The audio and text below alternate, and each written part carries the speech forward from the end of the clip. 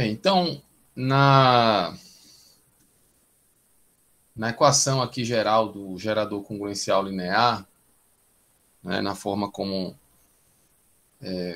está no material que dispomos aí para vocês, então é uma lei de recorrência, né, onde existe um valor inicial n0,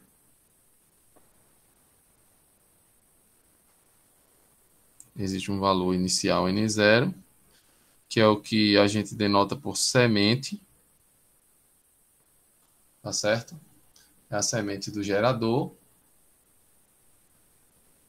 E a partir dessa semente se traça uma lei de recorrência, onde, por exemplo, o primeiro termo, né, dessa sequência aí vai depender do anterior, que é o da semente, por meio assim dessa equação, que é uma equação congruencial, tá?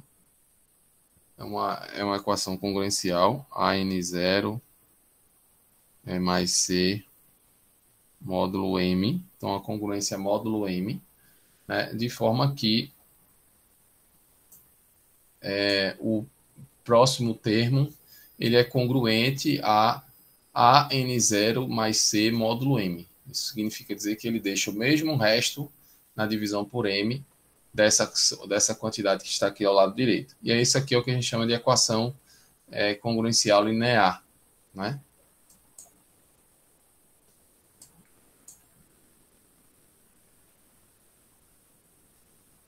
E aí, com base nessa lei de recorrência,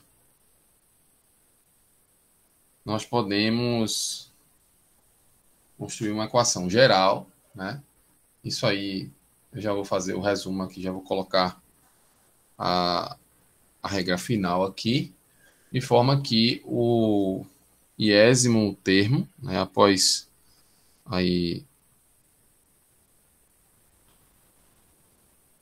né, após vários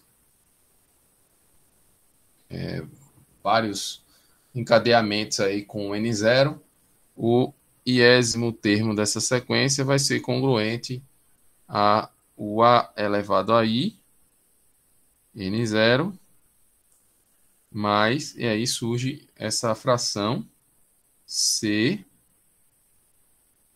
ai, a elevado a i menos 1, dividido por a menos 1. E isso é congruente módulo m. Eu estou considerando aqui que existe aqui essas constantes, né? A, C, M, tudo isso aqui são números inteiros, mais especificamente aí a gente pode trabalhar aí pensando nisso como se fossem números naturais, né? Diferentes de zero, né? O M, né? Mas enfim, esses números são números inteiros, né? No geral, né? Mas como a gente sempre pensa aí em resto na divisão, né? Então acaba que essas constantes acabam assumindo números naturais, né? Assim, na prática aqui que a gente está fazendo. Então, essa equação geral, né, é dela que a gente tira, né, o estudo aí do período desse gerador, tá? Então, o período é definido quando a gente começa a repetir os termos dessa sequência. Então, para que eu comece a repetir os termos dessa sequência, eu preciso que esse fatorzinho aqui, certo? Ele vire 1 módulo M, né? E quando e aí se isso aqui é um módulo M, né? Você tem, né, essa segunda parcela aqui tem que ser 0 módulo M, né? Tem que ser 0 módulo M. Então, uma condição assim, vamos dizer assim, necessária é que o A elevado a I seja congruente a 1 módulo M, certo? Essa é uma condição necessária. Ela não é suficiente, mas ela é necessária. Então, tem uns teoremas aí interessantes que envolvem essa lei de recorrência aí do gerador congruencial linear, né? O primeiro resultado importante aqui, envolvendo essa lei de recorrência, né, é justamente o teorema que eu vou anunciar aqui agora. Deixa eu tirar ele daqui.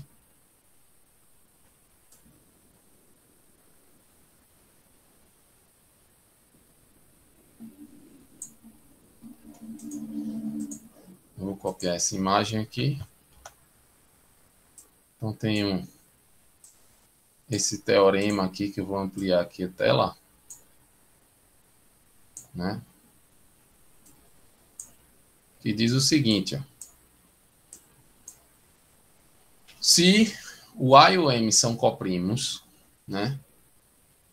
O A e o M são coprimos, então o A elevado ao φ de M é congruente a um módulo. E aqui, quando eu coloco essa igualdade aqui, eu quero dizer congruência. Acabei errando aqui a notação, né? É congruente a um módulo M, né? Esse φ de M é o número de coprimos com M que são inferiores a M, né? Quando M é primo, esse φ de M é exatamente o M menos 1, né? Então, se essa condição é estabelecida, ou seja, o A e o M são coprimos,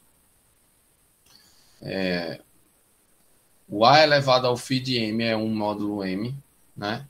A maior ordem possível para esse a ordem, quando a gente fala, é exatamente o período, né, desse gerador, né? A partir do momento aí que esse A ele volta para ele eleva essa potência e vira 1. Então a maior ordem possível para esse A é exatamente o φ de M, né? E é justamente quando esse A é uma raiz primitiva módulo M. E essa é exatamente o A é raiz primitiva módulo M, quando o A elevado ao φ de M é exatamente congruente a 1 módulo M, e a ordem dele é exatamente o φ de M, né? Ou seja, antes disso, esse A elevado a uma potência, esses resíduos de potência, eles não vão para 1 antes, né? Eles não vai ser 1 antes desse expoente φ de M, né? Então, um resultado interessante aqui quer maximizar o período de um gerador, então vai atrás de uma raiz primitiva módulo M. Vai atrás de uma raiz primitiva módulo M, né? Porque o A elevado ao φ do M vai ser 1 módulo M, né? Então, nesse caso, a ordem vai ser exatamente esse φ de M. Só que o φ de M é um número menor que M, tá? E aí, se o M é primo, o φ de M, né, é igual a M menos 1. É importante destacar isso aqui, ó. M primo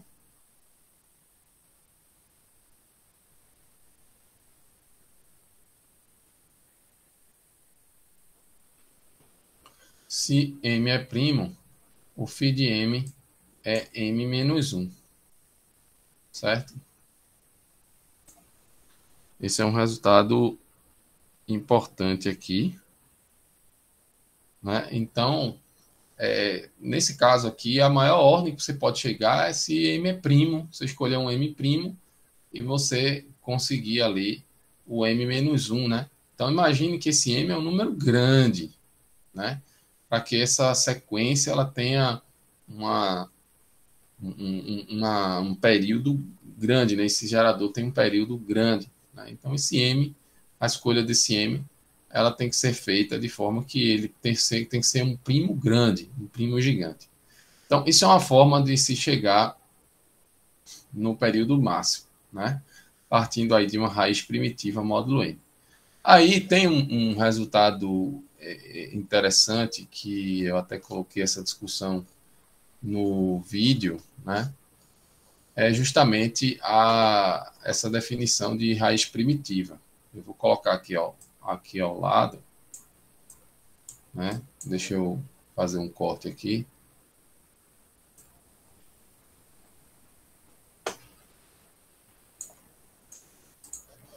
Vou colocar aqui essa imagem.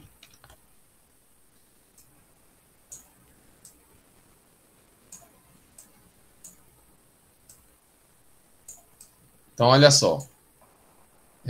A é uma raiz primitiva, módulo M'. Vamos pensar aqui o M', né? Isso se e somente se. O A elevado ao M menos 1, que nesse caso aqui é o φ de M, tá? É importante destacar que quando o M é primo, o φ de M é exatamente igual a M menos 1. Então aqui eu destaco que esse M menos 1 é justamente o φ de M, tá certo? Então o A elevado ao φ de M é 1, módulo primo, e qualquer outra potência, né? Ou seja, o A elevado a 1i, né? Menos 1 dividido pelo M é uma quantidade não inteira para qualquer expoente, né? I que seja menor que M menos 1. Ou seja, a primeira vez que acontece de ser 1 é justamente no φ de M, que é o M menos 1. Tá certo? E aí, um exemplo aqui que foi feito e está nos vídeos, é justamente, deixa eu encontrar aqui esse programa. Deixa eu achar esse programa aqui agora.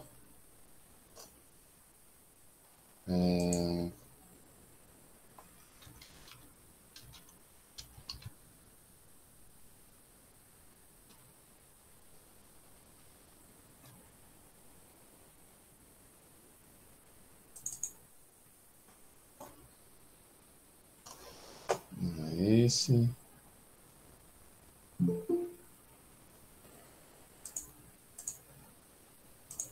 Só um minutinho, pessoal, que eu estou procurando aqui o programa.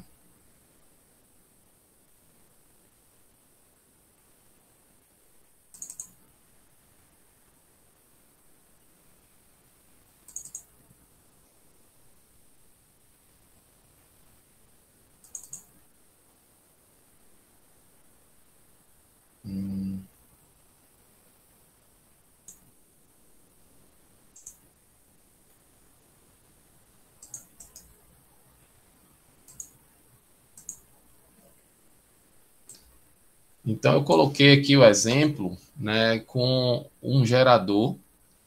Eu vou mostrar aqui o, o, o exemplo, né? Então, o exemplo é justamente no caso em que o,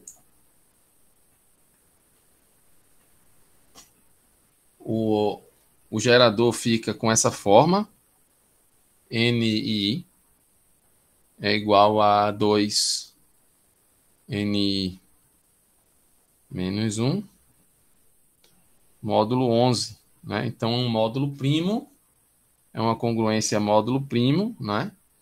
E nesse caso aqui, o 2 foi escolhido de forma que 2 é uma raiz primitiva, módulo M. 2 é uma raiz primitiva, módulo M. E por que 2 é uma raiz primitiva, módulo M? Se a gente pegar todas as potências de 2, né? Vamos pegar todas as potências de 2. Aí tem que pegar 2 elevado a i, né?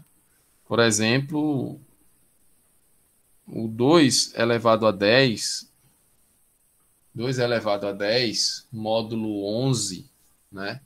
É 1. Então, 2 elevado a 10, módulo 11 é 1. Isso aqui, a gente pode fazer essa conta aqui, né? Então, ó, pego 2 a 10. Né? Acho que o símbolo de congruência, acho que é esse aqui. Não sei se... Deixa eu só ter certeza aqui. É isso aqui, peraí. É 2 percentuais. Então, 2 a 10, módulo 11. Aliás, módulo 10, que tem que ser o elevado ao φ de m. No φ de m, nesse caso aqui, é 10. Então, se imprimir aqui, ó. Deixa eu ver. Desculpa, 2 a 10 menos 1. 2 a 10 menos 1.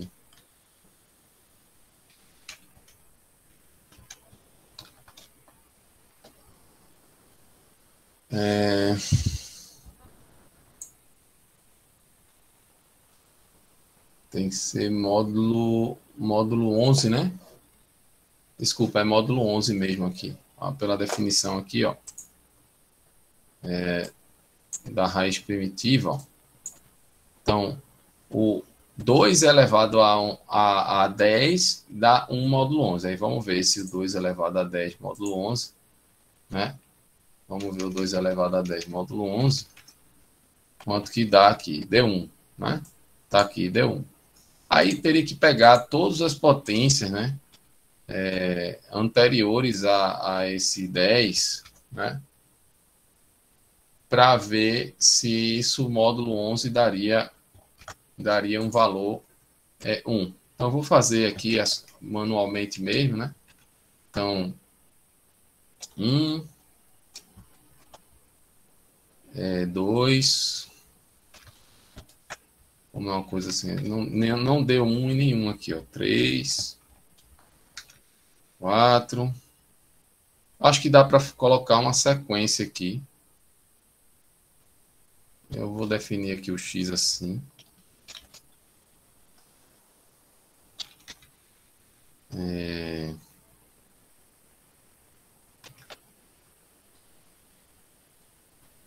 Que tem que ser até 9, né? Igualmente espaçado, e vou imprimir. Então, olha lá. Nenhum deu 1, né? Ou seja, não dá 1 antes do 10. No 10 ele dá 1. Então, e a primeira vez que ele dá 1 é no 10. Então tá aqui novamente, ó. As potências, os resíduos de potência aí, né, de 2 módulo 11, né? Antes da potência 10, nenhum deles é 1, né? Então, nesse caso aqui, 2 é uma raiz primitiva módulo 11. E se 2 é uma raiz primitiva módulo 11, a gente pode também encontrar uma raiz primitiva com base no 2, né? E como é que é feito isso? A gente pode pegar, por exemplo, potências de 2, cujo expoente seja, né, coprimo, né, com o número 10, tá certo? Então, por exemplo, se eu tenho 2, deixa eu ver aqui, vamos voltar para o quadro. Então, se eu tenho o 2,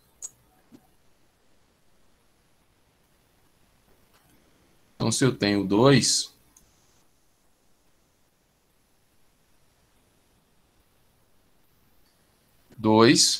né? Aí, 2 é uma raiz primitiva.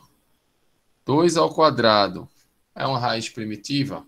Então, o 2 aqui no expoente, né, não é coprimo com 10. Então, 2 ao quadrado não é uma raiz primitiva, né? 2 ao cubo é uma raiz primitiva, 3 é coprimo com 10. Então, 2 ao cubo é uma raiz primitiva, tá? Módulo 11. Aí, 2 à quarta, 4 não é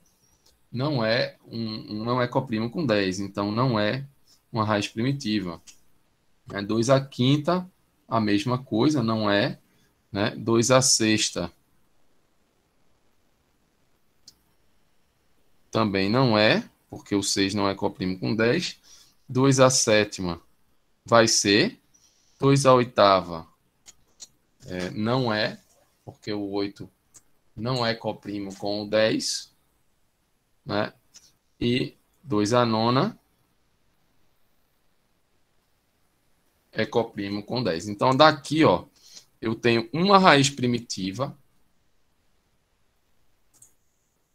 Eu tenho uma raiz primitiva, e desta raiz primitiva, eu obtive uma outra, mais uma outra, mais uma outra, né? Ou seja, o total são 4 raízes primitivas, módulo com base de 2, né? Em cima do 2 aí, eu consegui encontrar as outras raízes primitivas, módulo 11. Então, módulo 11, o número de raízes primitivas, módulo primo, é sempre o φ do m, né? Ou seja, é o φ de 10. O φ de 10 é 4. Tem 4 números coprimos com 10 abaixo de 10, né? Então, nesse caso aqui, eu tenho 4 números abaixo de 10 coprimos com 10, né? Que é o 1, o 3, o 7 e o 9, né? Então, são justamente essas potências, ó.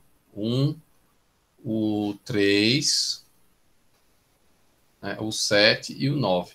As potências são exatamente os números coprimos com 10. Então, em quantidade, eu tenho exatamente o φ do φ de 11, né, que é o φ de 10. Esse φ de 10 é igual a 4. Então, é uma forma da gente sair. Tem um gerador, eu consigo ter um gerador, né, com uma raiz primitiva. Se eu usar outra raiz primitiva, eu consigo também encontrar um outro gerador de período máximo. E esse período vai ser exatamente o φ do m, né? O φ do m. Tá certo? Porque nesse caso, todos esses números aqui seriam raízes primitivas módulo 11. Tá certo? Então, essa é uma outra observação que tem no material que complementa. Tá? Outro resultado importante, né, que é importante vocês destacarem a questão do período máximo também, é um outro teorema que diz o seguinte. Deixa eu vir para cá.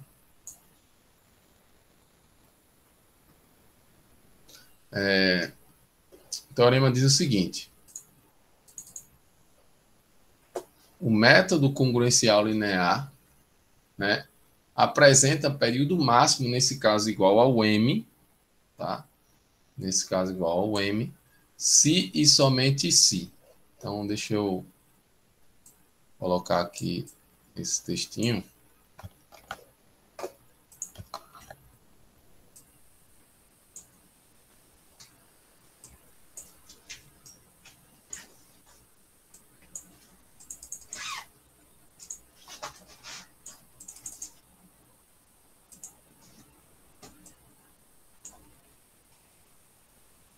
Não estou sabendo aumentar esse negócio.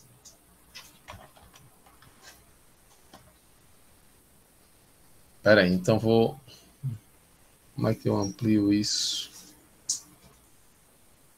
Não sei. Bem, então deixa eu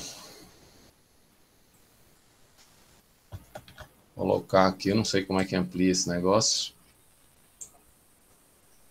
Eu vou escrever, tá? Escrever com a mão aqui mesmo.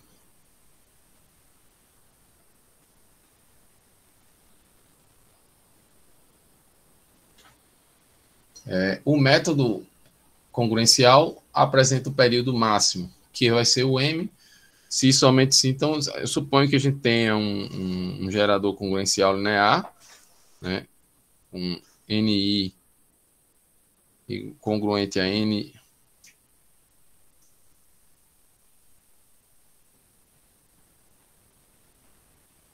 NI congruente a NI menos 1 mais C módulo M, né? Suponha que eu tenha essa equação, E de que maneira eu posso escolher essas constantes a obter o período M, exatamente o M. Isso é um si, somente si. Então, a condição é, primeiro, C e M coprimos.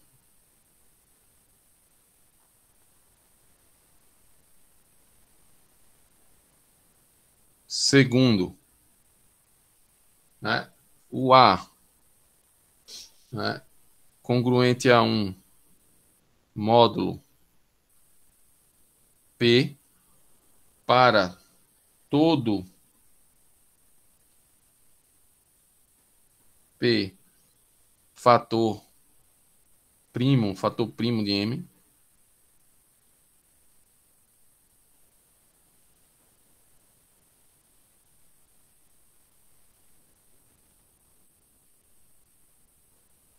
E a terceira condição é que se o M for um múltiplo de 4, o A tem que ser congruente a um módulo 4, tá? Se M é múltiplo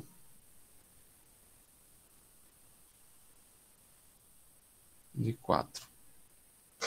Certo? Então, essas são as condições de período máximo, né? De período máximo, um gerador congruencial na equação geral que nós estudamos, né? Nesse caso, o período é M. Né? Nesse caso, o período será M.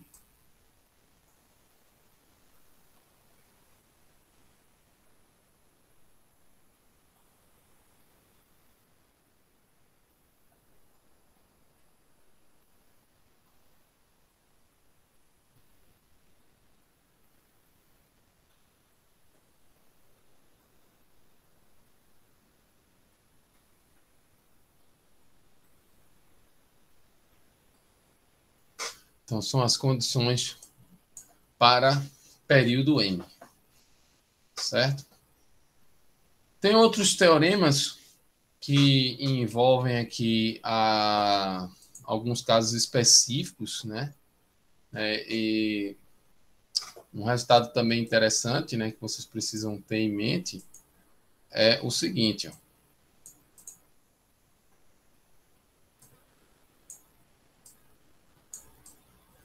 O período de um gerador congruencial depende das constantes e algumas vezes da semente, tá?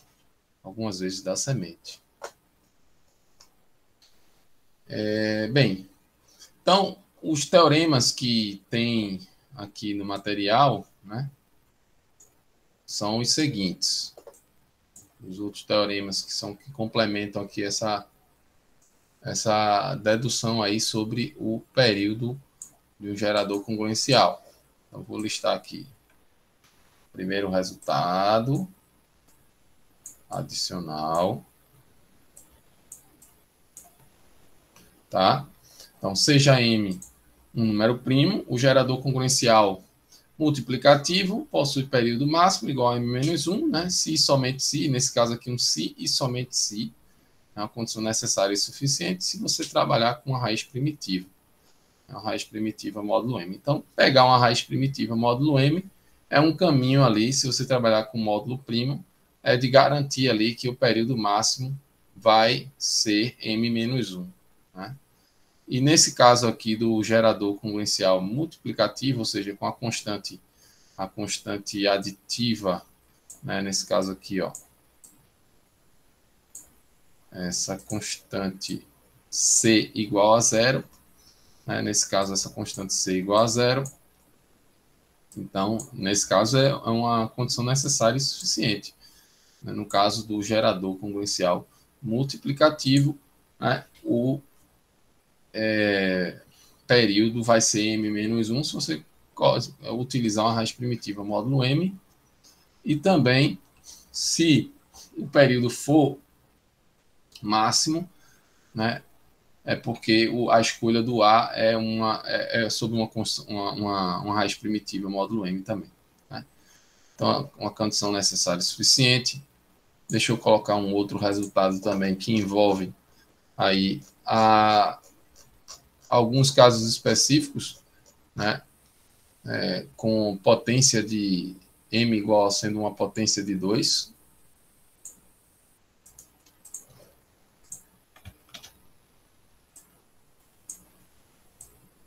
Então, o primeiro teorema aqui adicional, também o segundo teorema adicional, diz o seguinte, ó, dado um gerador congruencial multiplicativo, né, nesse caso, se ele é multiplicativo, o C é 0, esse beta maior que 3, esse beta tem que ser maior que 3, maior ou igual que 3, tá certo? Pode ser. O período máximo vai ser a quarta parte desse m, que é o 2 elevado a beta, assumindo que m é uma potência de 2, uma potência de 2 com expoente no mínimo 3. Então, o período máximo vai ser a quarta parte, né, do m, se somente se o A for congruente a mais ou menos 3 módulo 8 e a semente ser um número ímpar.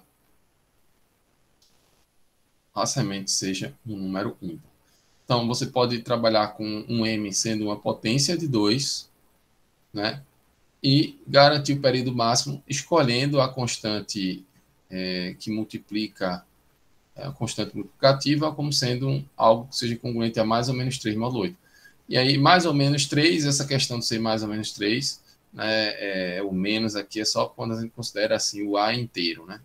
E o N tem que ser um número ímpar, né? O N0, a semente do gerador tem que ser um número ímpar. No caso, um gerador misto agora, aí tem outro resultado importante,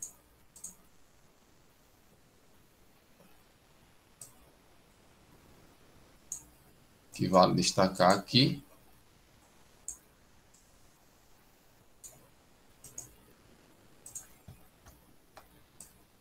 É quando,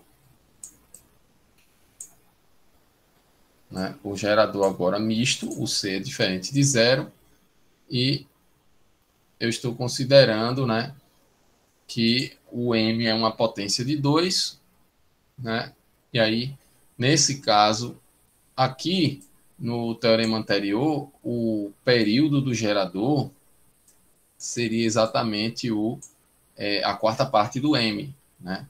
Aqui, quando o gerador ele é misto, né, ou seja, com C diferente de 0, então o período máximo vai ser exatamente o M, tá? E nesse caso, o M é uma potência de beta, aliás, uma potência de 2, o M é uma potência de 2, e a escolha do A recai sobre um número congruente a 1 módulo 4, e MC sendo coprimos. Então, esses são os principais teoremas aí que envolvem a obtenção aí de geradores com período máximo. E aí tem uns exemplos aqui, deixa eu mostrar aqui em tela para vocês. Uns exemplos aqui de alguns geradores que são discutidos aí na literatura. Então, por exemplo, aqui, essa notação, o A é o gerador congruencial linear, é o A, o C na sequência, o M e a semente, né? E aí esse Randu é um gerador congruencial com o A igual a 65.539, o C é 0, ou seja, ele é um gerador multiplicativo, e o M é uma potência de 2, nesse caso aqui, 2 elevado a 31. E aí, olha só, se você escolher um x0 ímpar, né, dado que, deixa eu ver uma coisa aqui.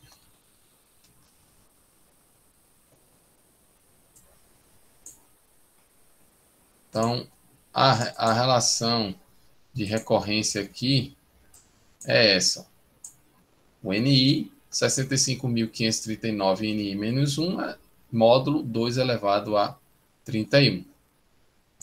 E a observação que eu fiz aqui Escolhendo o x0 ímpar, teremos o período máximo, que é a quarta parte do 2 elevado a 31, que é 2 elevado a 29. Depois, né, é importante destacar que 655 mil, aliás, 65.539, módulo 8 é 3. Só que a gente pode fazer a conta aqui só para 65.539, módulo 8. E dá 3. É 3 módulo 8. Então, nesse caso aqui, eu tenho um gerador de período máximo, mas o período máximo dele é menor que o M. Tá? É menor que o 2 elevado a 31. Vai ser a quarta parte disso. E você precisa escolher uma semente ímpar. Então, nesse caso aqui, eu estaria aplicando o teorema, né, que envolve aí o gerador congruencial multiplicativo, com M sendo uma potência de 2, o A congruente a mais ou menos 3 módulo 8 e a semente ímpar. Um outro exemplo é o SimScript, um gerador congruencial linear com A igual a essa quantidade imensa aqui, né, que é uma raiz primitiva, módulo 2 elevado a 31 menos 1, tá? O C é 0 e o M é 2 elevado a 31 menos 1. 2 elevado a 31, tudo isso menos 1. Nesse caso, né, 2 elevado a 31, né, menos 1 é um número primo, né? Então, nesse caso, você pega uma raiz primitiva, módulo primo, e aí um gerador congruencial multiplicativo é a aplicação direta, né? Direta aí desse primeiro teorema aqui que eu destaquei. Ou seja, você tem um gerador congruencial multiplicativo e o M', né? Então, basta escolher uma raiz primitiva módulo M. Nesse caso aqui, escolheu-se essa raiz primitiva módulo M. Isso aqui tudo é computacionalmente demonstrável. É possível a gente fazer a dedução dessa raiz primitiva. Aqui um outro gerador congruencial é o ANSI-C, que é um gerador congruencial com a constante A sendo esse número grande aqui, né? O C como sendo 12.345, é um gerador congruencial que é uma potência com M igual a potência de 2 e com a semente ímpar, né? É um número ímpar aqui, a semente. Então, nesse caso aqui, esse número A é congruente a 1 módulo 4. O M e C são coprimos, né? 2 elevado a 31 e 12.345 são coprimos, né? E eu estou aplicando diretamente, né?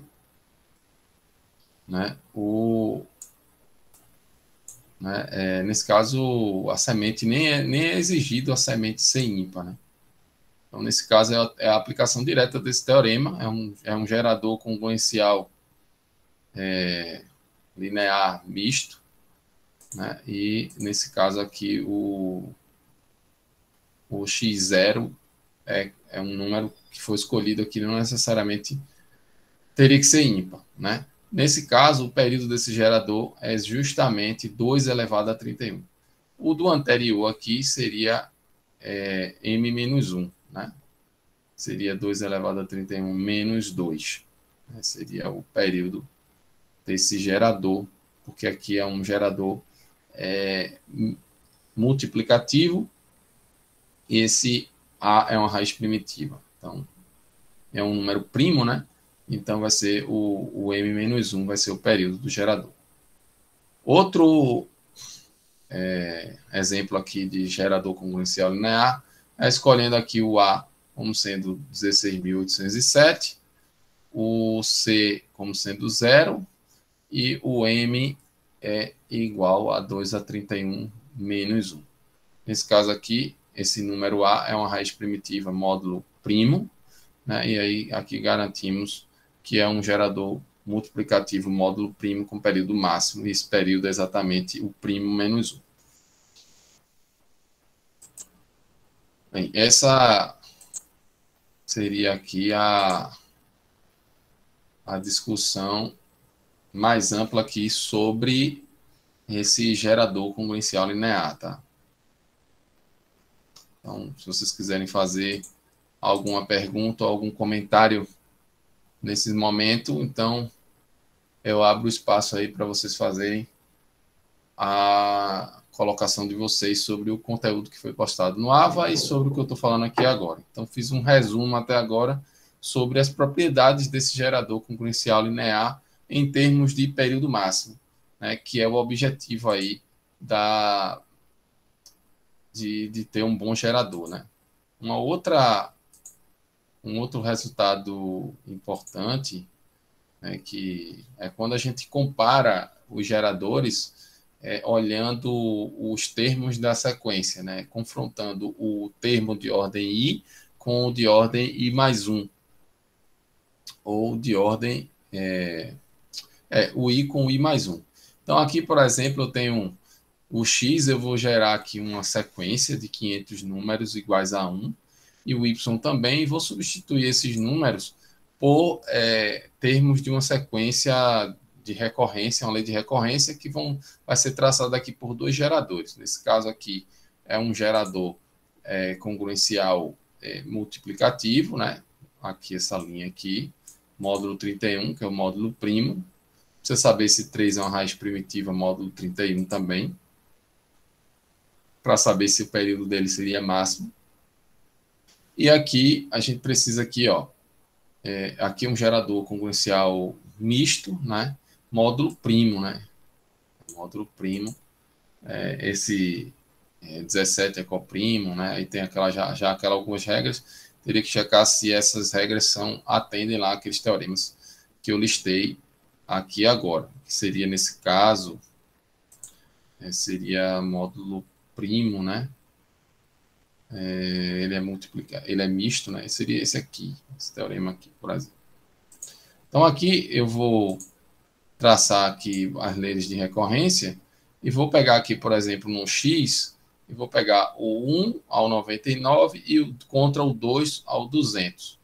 Eu rodei até 500 aqui, mas só peguei os 200 primeiros. E vou fazer a mesma coisa com o y, do 1 ao 99 e do 2 ao 200. Então, quando eu faço um plot desses aqui, observo esse padrão aqui, eu vejo que esse gerador não é bom, porque ele tem um padrão, né, que é identificável quando você confronta o NI com o NI mais 1. Já o outro gerador, com a segunda lei de recorrência, ele tem uma aparência de ser mais uniforme, essa distribuição desses números aí comparados, o NI com o NI mais 1. E nesse caso aqui, esse tipo de análise pode ser uma análise pode ser feita para você analisar a qualidade desse gerador, que nesse caso o segundo seria muito superior ao primeiro, né? Em termos de qualidade, não se pode ter um padrão muito longe do uniforme, né? Dessa dispersão uniforme, dessa distribuição uniforme desses pontos quando você confronta o NI com o termo NI com o termo NI-1 da sequência. Bem, então vou abrir espaço aí para vocês fazerem algumas perguntas e vou voltar para o outro ponto desta aula.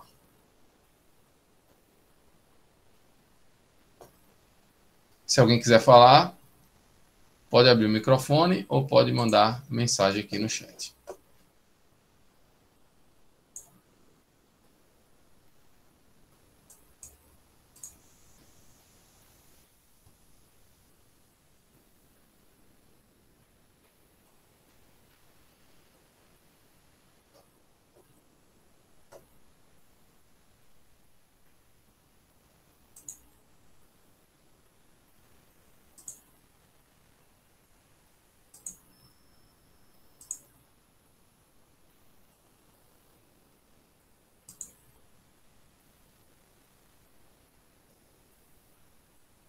Bem, então, já que não houve nenhum comentário, eu vou seguir aqui com o conteúdo, tá? Então, vou fazer um complemento agora sobre a gente agora já tem a forma de gerar esse, já entendeu aí esse gerador congruencial linear. Agora o objetivo é trabalhar com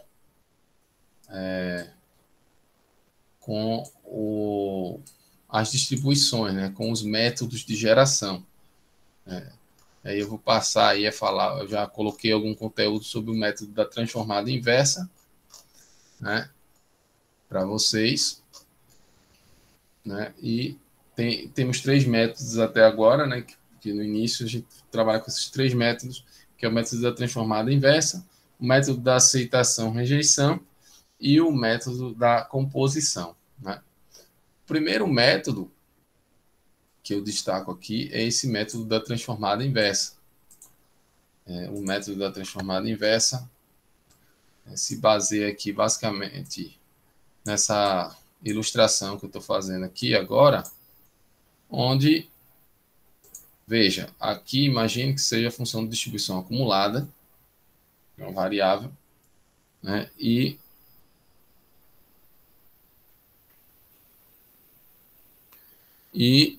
eu tenho aqui o conhecimento, né? A gente sabe que no eixo y aí é um número entre 0 e 1, né? Então o valor f, né, f de x aqui é um número entre 0 e 1, né? Então, se eu faço o caminho, né, de tomar um x0 e calcular o f, né, de x0, nesse caso seria essa quantidade aqui, seria o f de x0, né? Eu vou calcular a probabilidade do x ser menor ou igual que x0, ou seja, seria o acúmulo de probabilidades à esquerda, né, do x0. Mas o caminho para a gente entender o método da transformada inversa, né, é justamente encontrar a transformação inversa. Ou seja, por meio da transformada inversa, da função inversa, né, eu vou transformar um número R0, que está no intervalo 0, 1, né, numa realização desse experimento aleatório. E para isso eu preciso ter uma função de distribuição contínua, né? Nesse caso aqui seria uma função contínua. Então, nesse caso, a gente trabalharia com a função quantílica. Tá? Essa aqui é como se fosse a função quantílica.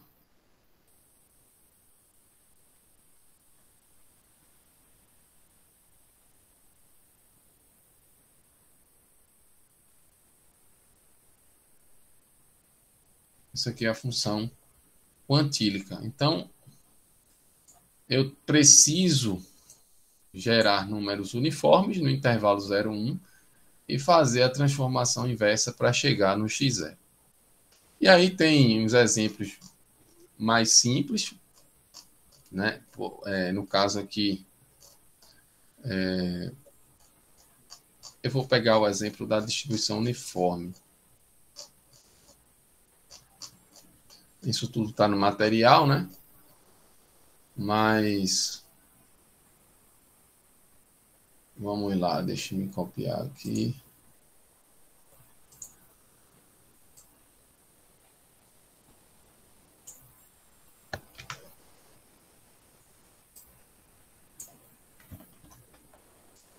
Então aqui um exemplo aqui da distribuição uniforme, tá? Então, nesse caso aqui, distribuição uniforme, o x está no intervalo AB agora, uniforme no intervalo AB. Então, a função acumulada, a gente vai calcular aqui a densidade, integral da densidade de A até x. A densidade é o inverso do tamanho do intervalo, do comprimento do intervalo, né? E isso vai dar x menos A sobre B menos A. E aí, isso aqui é a função acumulada. O que a gente precisa agora para fazer o caminho inverso é inverter essa função acumulada. Então, nesse caso aqui, eu vou dizer que um R0 é igual a função acumulada da uniforme AB. Então, R0 vai ser igual a x menos A sobre o B menos A. E aí, como resultado, né, nós temos aqui, é só explicitar o x agora. Então, o x vai ser igual... Deixa eu abrir um espacinho aqui mais.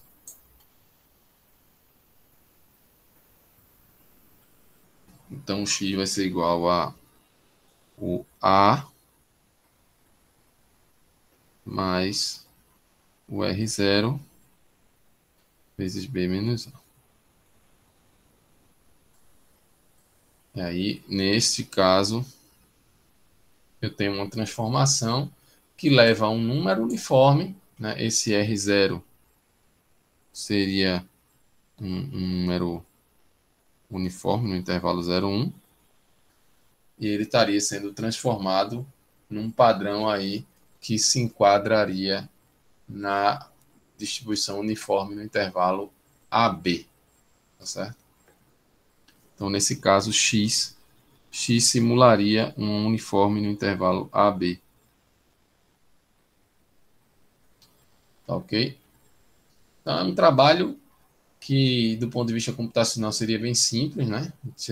Sairia aqui, por exemplo, de um grupo de números. E aí, por exemplo, posso gerar até usando a lei de recorrência, né, desse x aqui, né? Eu já gerei o x, né? Esse x, deixa eu ver aqui, onde está o x é módulo 31. Vamos pegar o do y, que é módulo 2A31. Então, eu vou... Como o y já está transformado aqui, tá? O y... Então, vamos fazer o seguinte. Os números uniformes que eu vou tomar vão ser o y, né? Eu vou pegar só os 200 primeiros, né? O modelo 200, só que sobre o fator 2A31 menos 1. Que aí eu garanto aqui que os números estão no intervalo 0, 1, né? Vou chamar esse de y aqui novamente. Então aqui, ó, o y é um grupinho aqui de números, uma sequência de números que, em tese, seriam no intervalo 0, 1, imitariam a distribuição uniforme. E aí, agora, o que eu faço? Vou calcular o... Escolhe o A, escolhe o B. Vamos escolher o A igual a menos 1. E o B igual a 1, por exemplo. Uniforme no intervalo menos 1, 1. E vamos calcular essa transformação aqui, ó. O x vai ser o A mais no caso, o y, B menos A. Então, o x vai ser o A mais y, B menos A.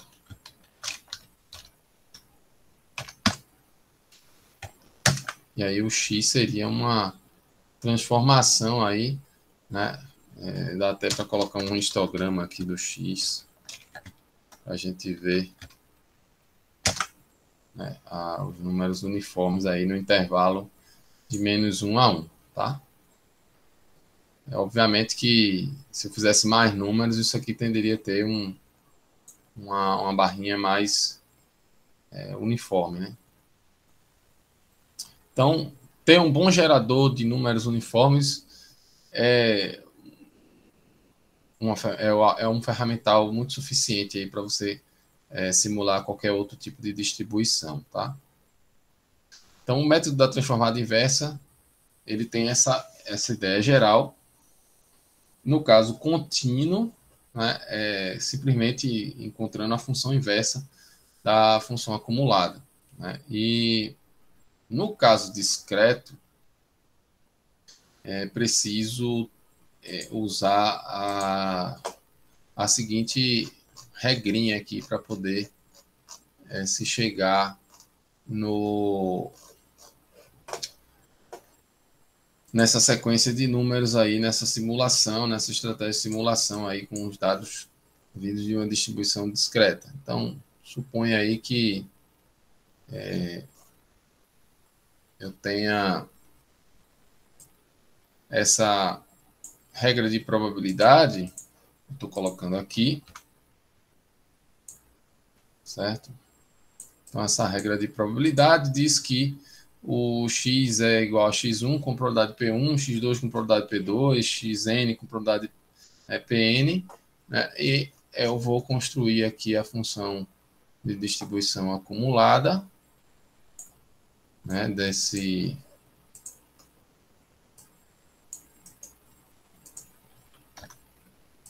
função de distribuição acumulada. Nesse caso aqui, se o x está à esquerda de x1 é 0, né? Se o x está entre x1, de x1 a x2, na fronteira x2, ele acumula P1, ele dá um salto de P1. Essa função, ela dá saltos, né? Acumulando as probabilidades, né? Exatamente no x1, no x2, no xn. Então, esses saltos são exatamente essas probabilidades. Então, P1 é a primeira probabilidade que dá um salto em x1. P2 dá um salto em x2, né? E aí você acumula com P1. E no x3 você tem outro salto, né? Que é P3, mas que acumula aí com P1 mais P2. E aí você passa do xn, você tem 100% dos números à esquerda do xn, né?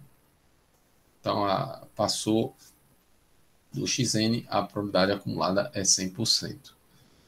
E aí, a forma de fazer a transformação inversa, né, no caso aqui discreto, é usar essa regrinha aqui, ó.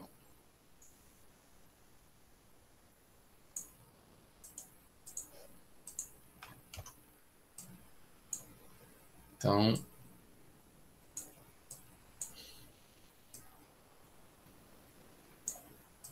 olha lá.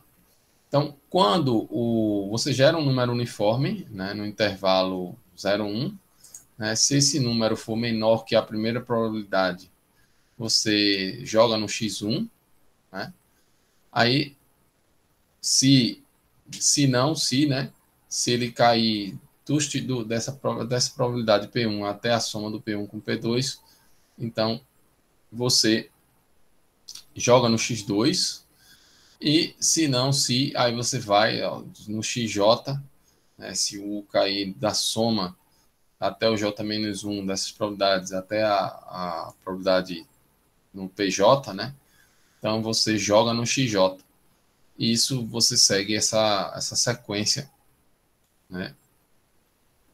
De forma que essa é a forma, né, de se gerar esses números x, fazer essa inversão, né? Fazer essa inversão usando aí o caso discreto, que é justamente o caso que tem esses saltos de descontinuidade, exatamente quando o x assume os valores, a função salta essas probabilidades. Então, x1, se o u gerado uniforme for menor que a primeira probabilidade, se tiver entre a primeira probabilidade e a soma das duas próximas, vai dar x2, joga no x2 e assim por diante, né? Então, no caso aqui, eu queria só fazer um comentário sobre o caso geométrico, né? Que é uma variável aleatória que tem até um certo trabalhinho aí para entender, exemplifica bem essa questão do método da transformada inversa. Então, nesse caso aqui, ó, uma variável aleatória discreta, né, com distribuição geométrica, ela representa o número de ensaios de sucesso e fracasso até se obter um primeiro evento bem sucedido. Então, eu posso descrever a variável geométrica como sendo o número de ensaios Bernoulli necessários para se obter um primeiro sucesso. E nesse caso, o x pode ser 1, ou seja, no primeiro ensaio, eu já tenho um sucesso, pode ser 2, 3 e assim por diante. Outra forma de se fazer a descrição aí dessa distribuição geométrica seria você contar da seguinte forma, né? Interpretar como sendo o número de insucessos que antecedem a ocorrência do primeiro evento bem-sucedido. Então, nesse caso, o número de insucessos pode ser, ou seja, o primeiro evento já ser um evento bem-sucedido, ou seja, ocorreram 0 insucessos. E aí a sequência vai ser descrita como sendo 0, 1, 2, 3 e assim por diante. A função densidade de probabilidade é dada por 1 menos P elevado a I menos 1, porque são I menos 1 eventos mal sucedidos, e o evento bem sucedido, né, que vai ficar com o expoente 1 aqui. Então, é princípio multiplicativo aqui para o cálculo da probabilidade do x ser exatamente o I. Né? Essa é a regra aqui de probabilidade, a massa de probabilidade. E aí, a acumulada pode ser deduzida com base, deixa eu ver, aqui. Então, olha só, a função massa de probabilidade é P1 menos P elevado a I menos 1.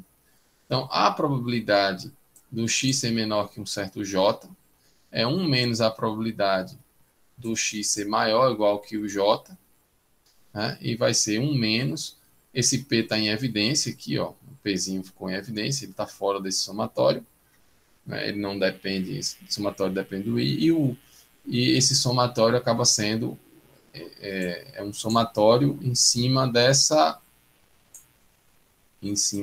regra aqui, dessa regra de probabilidade, certo?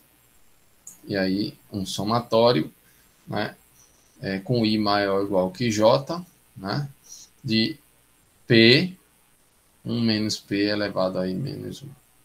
E aí essa soma, né, é uma série geométrica de razão 1 menos P. E aqui você pega o primeiro termo, 1 menos P elevado a J menos 1, e divide pela razão, 1 menos a razão. Nesse caso, a razão é 1 menos P, 1 menos P é exatamente P. Esse P simplifica com esse aqui, e o resultado fica a função acumulada da distribuição geométrica, é exatamente 1 menos P, tudo isso elevado a J menos 1. Então, essa é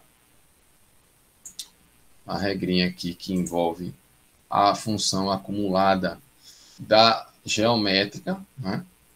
E com a função acumulada da geométrica, a gente consegue deduzir aí o método da transformada inversa para a geração de números pseudo-geométricos. Nesse caso aqui, eu vou começar com a seguinte regra. Veja, a gente sempre lança um número uniforme no intervalo 0, 1, né? E no final, você joga no xj, né?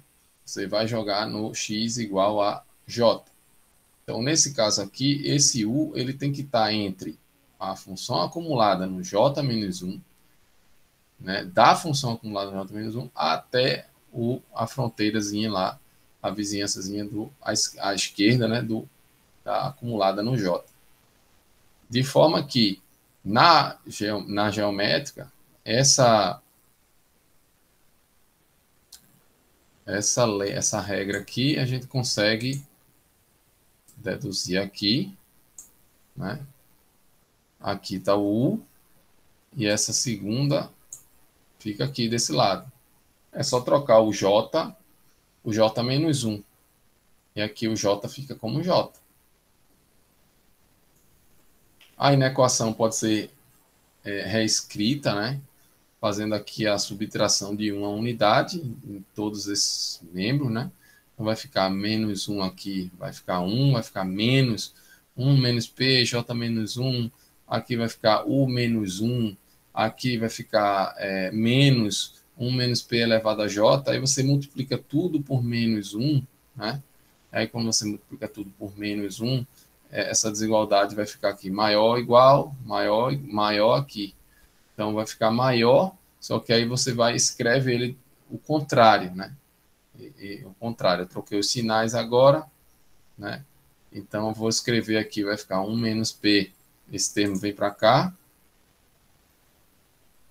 1 menos P elevado a J, e esse termo que estava aqui do lado esquerdo vai passar para o lado direito.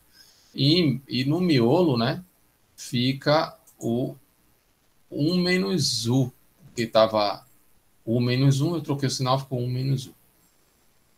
Agora, o que você faz? Passa o log aqui em todo mundo, né, passa o log e J, log de 1 menos P, log de 1 menos U, J menos 1, log de 1 menos P. E agora a gente divide tudo pelo log de 1 menos P. Só que o P é um número entre 0 e 1. Então, log de 1 menos P é um número, né, entre 0 e 1. E o log é uma função que quando o x está entre 0 e 1, o argumento está entre 0 e 1, o log é negativo.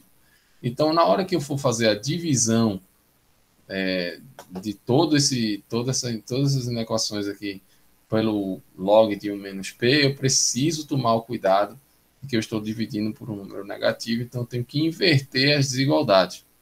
Então, novamente, eu consigo reescrever isso, essa inequação 2 aqui, né, como sendo, e aí vou dividir, né, por log de 1 menos P, o J menos 1 fica aqui, o J vem para cá, né, e aqui no miolo fica o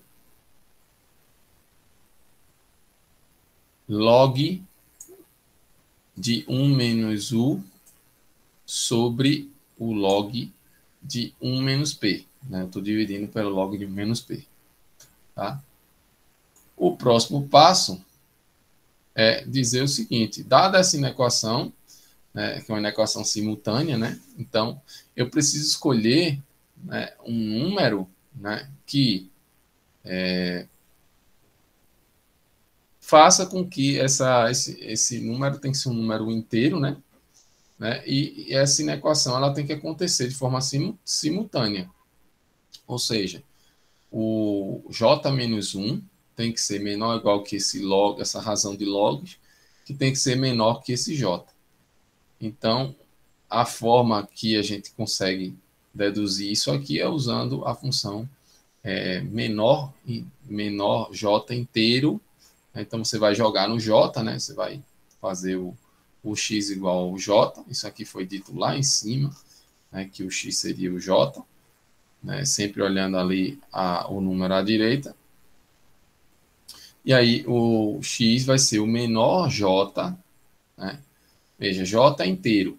Só que o j e o j menos 1, né, estão ali sendo colocados em sequência e entre eles tem uma quantidade, né, que não é inteira. Né? Então, quem vai ser o j? Né? O j vai ser o menor inteiro, tal que esse log seja um número menor que j. Né? É a razão desses logs. Então, a razão desses logs tem que ser um número menor que o j. Então, o que você faz? Você diz que o j é a parte inteira desse número mais 1. Né? A parte inteira do número mais 1. Então, nesse caso aqui, ó, a razão desses logs tem que ser menor que j, né? E j tem que ser um número inteiro. Então, o j vai ser igual à parte inteira, né? Ou seja, você vai pegar o inteiro anterior, né? E vai somar mais 1 para pegar o próximo. Então, que aí você garante que a desigualdade vai acontecer. Se o modelo seguir a sequência lá começando em 0, né? Porque tem duas formas de definir a distribuição geométrica. Né? Se nesse caso aqui começar em 0, aí a distância existe um drift, né? de uma unidade. Então, o que acontecer no primeiro caso vai ser uma distância de uma unidade por segundo. Então, nesse caso, o x vai ser, o j vai ser igual a parte inteira do log de 1 menos u sobre o log de 1 menos p. Então, nesse caso aqui, para gerar o padrão geométrico, basta gerar um número uniforme u, né, e fazer um turbilhão de vezes, né, uma quantidade grande de vezes, esse cálculo da parte inteira, né? Você vai gerar vários números uniformes, e você vai calculando essas razões aí e pega a parte inteira mais um, parte inteira mais um, parte inteira mais um. Aí você simula a distribuição geométrica. Então esse foi o caso assim mais complicado aqui que eu acho que eu coloquei no material e que talvez tenha dado um pouco mais de trabalho para entender. Enfim, esse é o caso da distribuição geométrica, a aplicação direta aí do método da transformada inversa para o caso discreto. O caso contínuo, tem vários exemplos aí no material, vocês podem ver, e o caso discreto talvez requeira um pouco mais de detalhamento, e eu estou fazendo essa descrição aqui.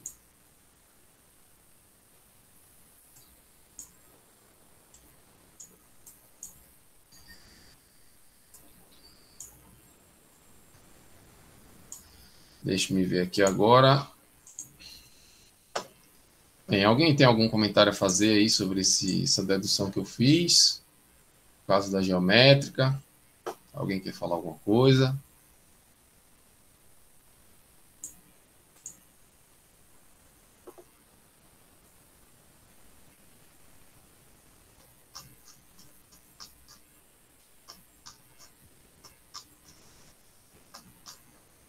Um outro método, né, que a gente estudou aí, eu coloquei até um vídeo explicando aí a essência desse método, é o método da aceitação-rejeição, tá? E o caso do método da aceitação-rejeição, ou método, simplesmente método da rejeição, né, o método de geração, ele é dado pela seguinte estratégia algorítmica, né? Então, eu vou colocar aqui a imagem.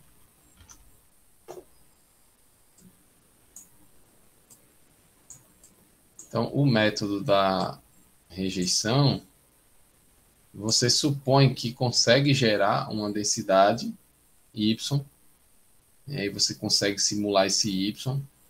Você gera uma distribuição, né, que não necessariamente tem que ser a distribuição uniforme, e depois gera um número uniforme para decidir se esse número gerado vai ser aproveitado ou não, ou seja, se ele vai ser aceito ou não. Então, no processo de geração pelo método da rejeição, né, primeiro você tem que simular uma variável aleatória, né, que vai ser utilizada como sendo são números que vão ser aceitos ou não. Então, você gera esses números dessa distribuição para acatar eles ou não como sendo realizações do padrão aleatório que você deseja simular. Então, você gera essa distribuição que você consegue gerar por algum outro método e usa os números uniformes para decidir. Então, a decisão, se você vai aproveitar ou não esse y gerado, recai sobre a seguinte verificação, né? Você precisa saber se o número uniforme, né, que foi gerado, ele é menor do que a probabilidade, nesse caso aqui, calculada no y, que foi gerado, e aí a probabilidade é justamente o padrão que você quer gerar, e dividido por uma constante C vezes a probabilidade né, do número que você gerou, né, em cima do padrão que você já sabe gerar, né? Então, nesse critério de decisão, você usa o número uniforme para decidir se você vai aproveitar ou não o número y gerado. Então, gere um y, né? Gere um número uniforme, decida se essa desigualdade é verdadeira ou não e faça, né, o aproveitamento do número gerado, né? Esses são os principais passos do método da rejeição. Resumidamente, aí tem essa ilustração que está no material de vocês. Eu deixei para vocês. Que onde eu coloco aqui esse diagrama que descreve aqui o método da rejeição. Então, gera um y com essa densidade conhecida, a gente precisa saber gerar, né? Depois gera um u, um número uniforme, para decidir se vai aproveitar ou não esse número. Se essa desigualdade ocorrer, aproveita o número. Se não, volta a estaca zero, gera um novo y, né? Gera um número u para decidir e aproveita ou não esse número y gerado com base no critério aí da desigualdade, né? Do U e da razão das probabilidades, que envolve esse Czinho aí. Essa constante C, ela dita o seguinte, esse C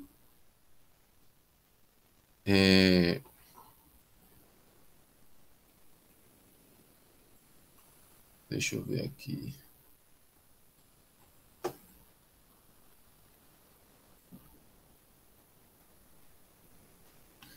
Esse número C gerado,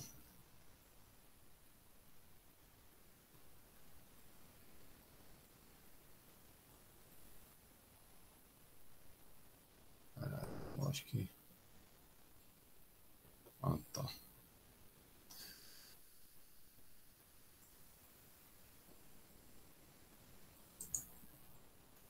Espera aí, só um minutinho, pessoal. Tá bom. Acho que é isso aqui.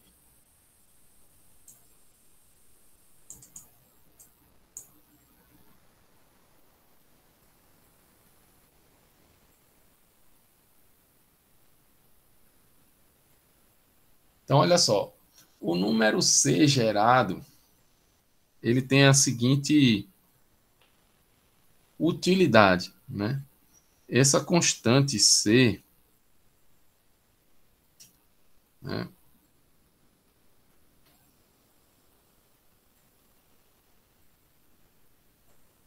Essa constante C, ela diz o seguinte: em média, né, você leva C tentativas para gerar um número y aceitável. Então, você está fazendo um processo de tentativa e erro, né? Então, esse C é um valor esperado.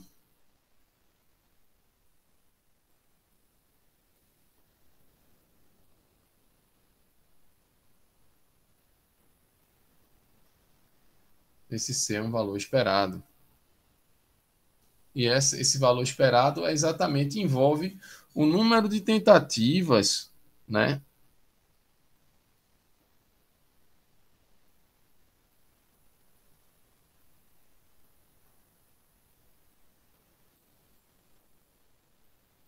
O número de tentativas frustradas até que se tenha uma realização aí bem sucedida, um aproveitamento desse número, né? Envolve um número de tentativas,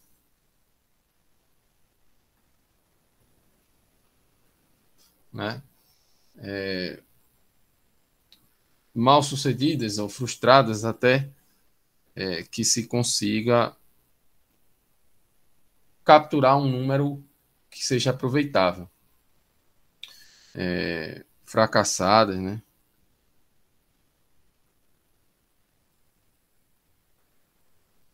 até se conseguir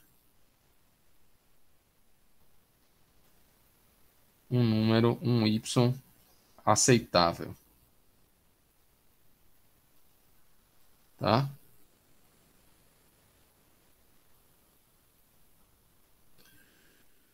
Então, claramente aqui, pessoal, esse esse processo de tentativa e erro envolve, né, um tempo de espera até você, um tempo de tentativas, um número de tentativas, até que se tenha uma tentativa aceita, um Y aceite, um Y razoável. Então, isso aqui segue um processo geométrico. Em termos de número de tentativas, em cada passo de simulação, você tem envolvido aí um processo de tentativa e erro que envolve um processo geométrico, tá? E esse C é justamente esse número médio, né? É a média que você espera para poder conseguir. Em cada tentativa, na média, você leva C vezes aí, C tentativas para conseguir uma tentativa bem sucedida, né? Um número bem sucedido. E o inverso de C seria o quê? Como se fosse a probabilidade de ter um número aceite, né? Então você tem o C e você tem o 1 sobre o C.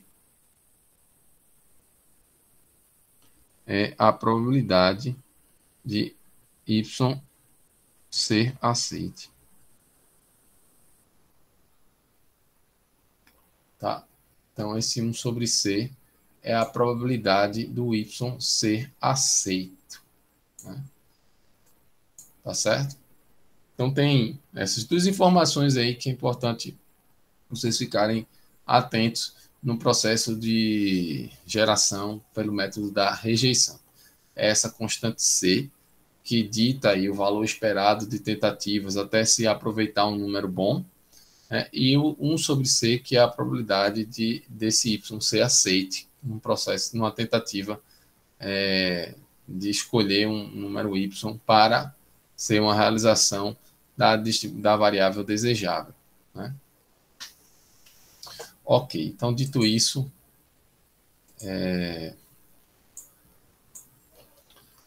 eu posso então, vamos colocar aqui um exemplo. Eu vou trabalhar aqui agora com o processo de geração por inversão, certo?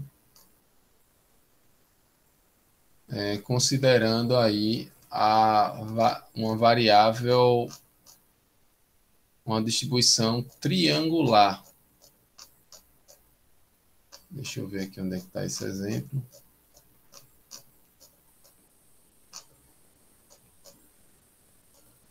Aliás, desculpa. Deixa eu ver qual foi a distribuição que eu utilizei aqui. Certo, então acho que eu sei quais são os exemplos que eu vou colocar. Eles estão no AVA aqui. Então, aqui no AVA, pessoal, eu deixei para vocês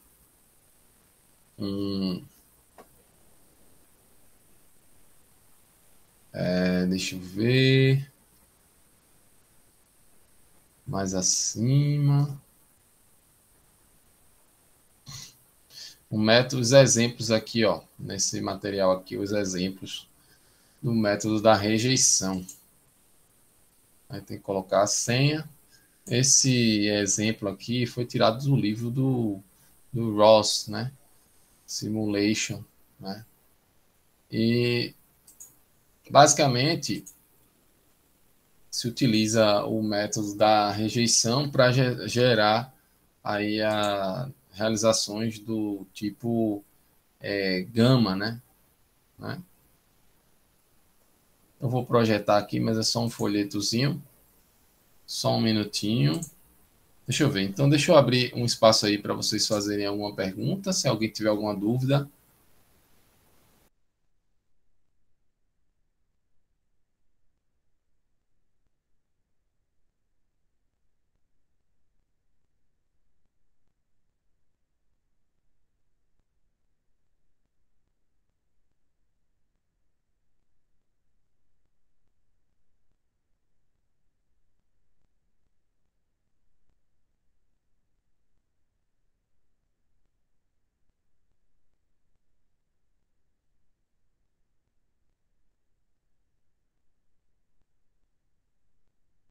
Alguém quer falar alguma coisa aqui, pessoal?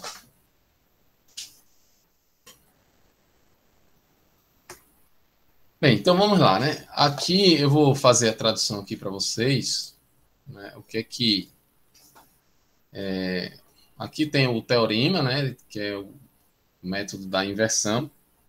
Então, a variável aleatória gerada pelo método da rejeição, né? Tem densidade f. Então, o que se faz é usar a densidade, a razão das densidades e utilizar essa constante C. Essa constante C, ela é uma forma de limitar superiormente a razão, né, das densidades, tá?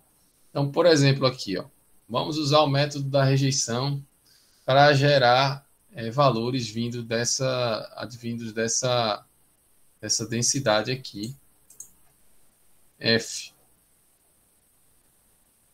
certo? E F é uma densidade com valores entre 0 e 1. Né? O X está entre 0 e 1. Então, o que a gente precisa fazer? Dado que o X está entre 0 e 1, qual foi o suporte que ele deu? Ele decidiu escolher uma variável uniforme para ser aquela variável que vai ser a variável de suporte, que é aquela variável que vai de onde eu vou tirar os números, eu vou aproveitar ou não os números. Então, esse G aqui acaba sendo a uniforme no 0, 1. E aí, o que você faz? Você vai limitar agora superiormente a razão da F com a G. Né? Vai limitar superiormente. E aí, para isso, você pega o F sobre a G, o G é 1, então vai sobrar aqui a F, e vai se calcular a derivada, né, dessa razão em relação ao X. Calcula a derivada igual a 0, e aí você tem um ponto de máximo, né, que é o X igual a 1 quarto. Com o X igual a 1 quarto, você substitui na expressão 20, 1 quarto, né, e 1 menos 1 quarto elevado ao cubo, e obtém o C. Esse C é aquele C que eu disse a vocês de número esperado, ou seja, o número esperado de tentativas, até se você, tentativas frustradas, até você obter um número bem sucedido, através no caso aqui, está se usando ocasionalmente a distribuição uniforme, né? Então, esse C é esse valor esperado. E aí, a razão, né, que se considera para decidir se o número gerado é bom ou não, é exatamente pegando o F, né, que é a densidade que eu conheço lá, que eu quero gerar, divide por C vezes a G, que é a densidade que vai me dar esse suporte desses números que vão ser aproveitados ou não. Então, F sobre CG vai ser a quantidade que eu vou utilizar para decidir, né, usando um número uniforme, decidir se eu vou aproveitar ou não esse número gerado. E aí aqui o algoritmo, já diretamente,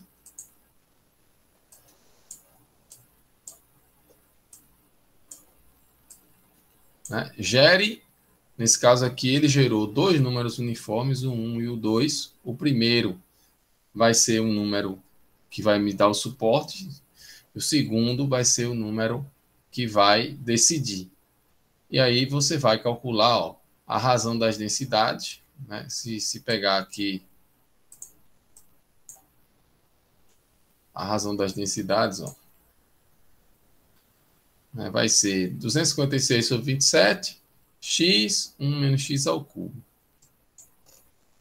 E aqui do lado, veja lá como está.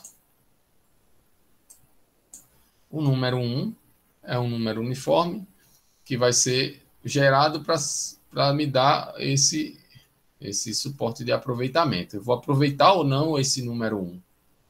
Esse número 1. E aí eu vou ter que usar ele para calcular a razão das densidades, utilizando aquele fator C, que é aquele valor esperado que eu falei para vocês. E aí, 256 sobre 27, o x, que é o 1, vezes 1 menos o x elevado ao cubo, é 1 menos o 1 elevado ao cubo. E aí, se esse o 2 for menor ou igual que essa quantidade, você aproveita o x. Se não, volta para o começo. E gera um novo número uniforme, gera um novo número uniforme 2, decide, calculando aqui o 1, né, esse primeiro 1, nessa expressão da razão, com um fator C, e aproveita ou não o número. A média de vezes em cada passo, né, de simulação que você leva para ter um aproveitamento, né, desse número, de um aproveitamento numérico, exatamente 135 sobre 64, que é o valor da quantidade C, né? Essa quantidade C. Ou seja, você tem aqui na média aí 2.11 tentativas mal sucedidas em cada passo de simulação, tá? E a probabilidade de sair um número bem sucedido, né, em cada passo de simulação é o inverso disso. Aproximadamente um meio, mais ou menos, né, 50%. Outra forma aí, você usando a distribuição gama, né, aqui o exemplo 5E, eu vou deixar esse material aqui, vocês vão dar uma olhadinha nesse exemplo 5E, que eu vou partir para um outro exemplo, que fala aí do método da composição, que é onde eu quero encerrar a aula de hoje, né? Então, para não ficar muito extensivo nisso aqui, eu vou deixar esse exemplo 5E para vocês estudarem aí no AVA. E aqui também tem um outro exemplo muito bom, que complementa o exemplo 5E, que é esse exemplo... Deixa eu juntar isso. Na verdade, o exemplo 5E, ele é completo, né? Ele começa aqui, né, e termina na página seguinte ali. Então, o que se faz aqui é o seguinte, quero gerar números gama, né? Ó, tem que ver aqui o pezinho aqui, ó, página 75 do livro. Eu não sei qual foi a edição que eu tirei, mas sempre vai ser próximo disso, né? Então, dê uma olhadinha nesse exemplo 5E, que eu postei aqui no Avatar esse material. Tá aqui exemplo do método da rejeição. Tá aqui a referência até o ano do livro, né? Aí vocês podem olhar esse exemplo. Esse exemplo é muito interessante, porque além de discutir o processo de geração, aí, o porquê, né, o processo de geração da distribuição gama pelo método da rejeição, ele argumenta também o porquê que a melhor escolha para você gerar uma gama é utilizar-se aí de uma distribuição exponencial de suporte, essa distribuição exponencial tendo a mesma média da gama, certo? Então é esse o desenho aí desse exemplo, tá certo?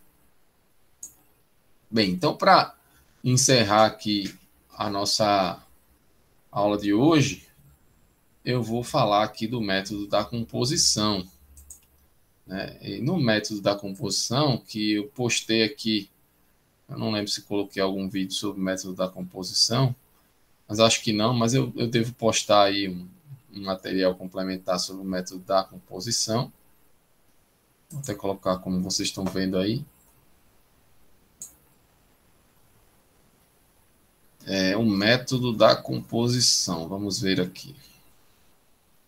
Então, eu coloquei um vídeo sobre o método da transformada inversa, coloquei vídeo sobre o método da rejeição e devo colocar aí um videozinho sobre o método da composição. Mas eu deixei o material, aqui o método da composição, e aqui vou fazer um comentário de uma aplicação do método da composição aí, diretamente aí para gerar a distribuição triangular simétrica. Deixe-me abrir o material aqui para ver.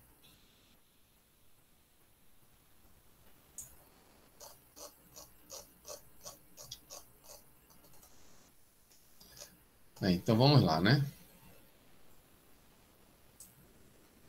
Acho que eu vou usar o material direto aqui agora. Bem, utilize-se do método da composição. Então, o que é o método da composição? A gente vai trabalhar agora com uma composição de distribuições, onde cada distribuição vai ter um peso. Vai ter um peso na composição aí da distribuição final, né? E aí a forma de se fazer essa distribuição desses pesos é justamente seguindo aqueles critérios que a gente falou lá no começo, lá naquela história lá do bêbado, né, onde você tem, né, a geração de um número uniforme, e aí você distribui esses pesos, a soma dos pesos vai dar 1.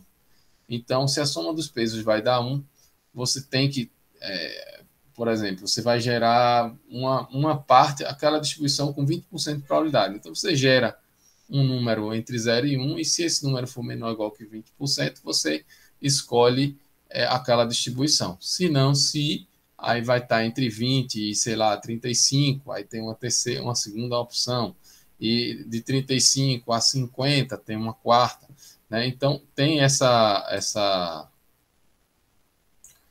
fragmentação aí e a gente se utiliza aí da distribuição uniforme, né? Então, por exemplo, o que eu estou querendo dizer que é isso. Você tem o intervalo 0, 1, né? E nós vamos gerar aí, vamos fatiar vamos pensar que sejam 4 possibilidades. Nesse caso aqui, a distribuição A, a distribuição B, C e D, né? Então, são 4 possibilidades aqui que eu tenho. Vamos dizer que aqui seja 20%, com mais 20 seja 0,4, aqui com mais 30 seja 0,70, e aí com mais 30 seja 1. Né?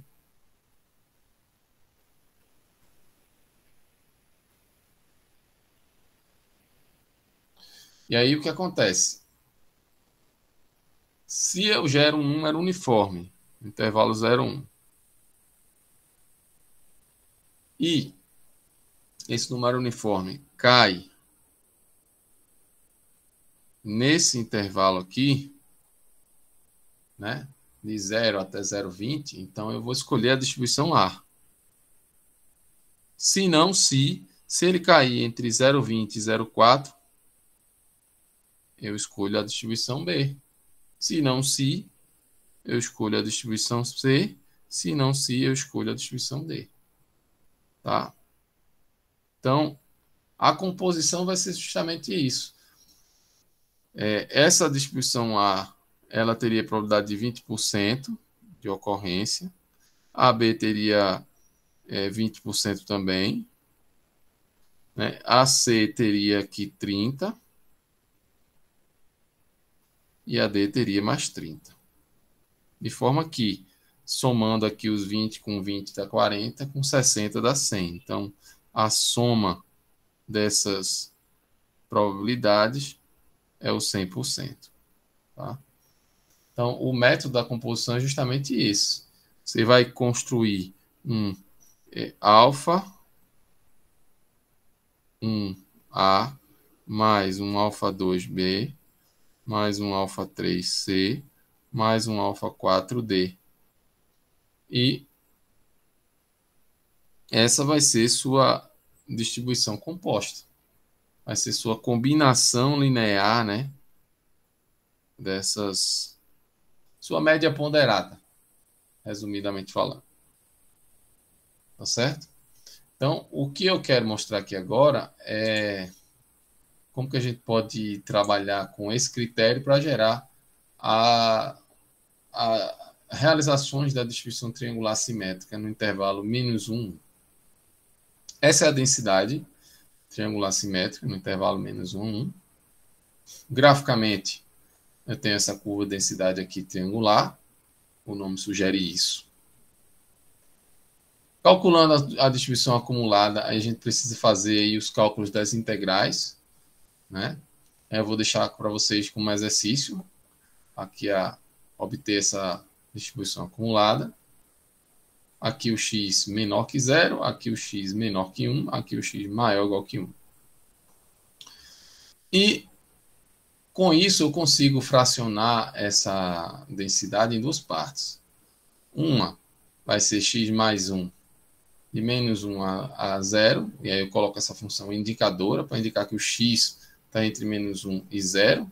Né? E a outra parte, menos x mais 1, com a indicação de que o x está entre 0 e 1, incluindo 0. Feito isso, né, eu consigo agora transformar essa equação f, né, em 0,5 vezes o dobro. Aí eu estou dobrando. Veja, eu estou pegando aqui 50%, que vai ser meu alfa 1, e 50% que vai ser meu alfa 2.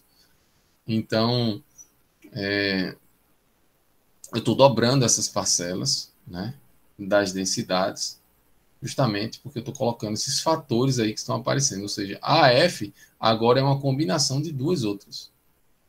É uma combinação, é uma média ponderada, 50% para cada. Isso também acontece com as distribuições acumuladas. Se você calcular a distribuição acumulada, também vai ser 50% para um lado e 50% para o outro. E aqui, em cada parte dessa aqui, dessa acumulada aqui, ó, eu tenho um método, eu posso fazer a transformação inversa. Então, eu faço a transformação inversa. Então, sei gerar essa distribuição e sei gerar essa segunda outra distribuição. Então, se eu usar o método da transformada inversa, né, e aí é só fazer aí a inversão, eu vou obter essas duas inversas aqui que estão nessas nuvenzinhas aqui, ó. Então, o algoritmo vai ser gere o 1, gere o 2, dois números uniformes que vão ser gerados de forma independente, certo? E se o 1, que vai ser o número, for menor que 50%, retorne a primeira parte. Então, vai ser raiz de u menos 1. Se não, né, você retorna a segunda parte, que vai ser 1 menos a raiz de 1 menos 1. Deixa eu só ver se tem um exemplo aqui com esse método da composição. Pronto, aqui está o exemplo do método da composição no R. Então, ó, eu gero um uniforme, são 10.000, tá? 10.000 realizações, gero um, gero 2. E aqui o que eu faço? Eu vou preencher aqui os dados com a realização aí da composição. Em tese é um vetor numérico que vai ser preenchido. E vou de 1 a n, que é o 10.000, e vou decidir, ó, se o 1 e o menor que o 50%, então vai calcular a raiz quadrada de 2 menos 1. Se não, vai dar a outra parte, que é essa aqui. 1 menos raiz de 1 menos 1. 1 menos u. Certo? 1 menos raiz quadrada, ó. Raiz quadrada de 1 menos u2. Feito isso, aí a gente calcula aqui e faz um histograma. Olha lá. Densidade triangular simétrica. Por simulação, tá? Então, eu vou estar deixando também para vocês esses programas, vocês darem uma analisada no material que está sendo postado no AVA e vocês poderem também entender melhor esses assuntos aí do ponto de vista computacional. Certo? Bem, então vou encerrar aqui a gravação e daqui a pouco eu abro para mais algumas perguntas e vou fazer a chamada.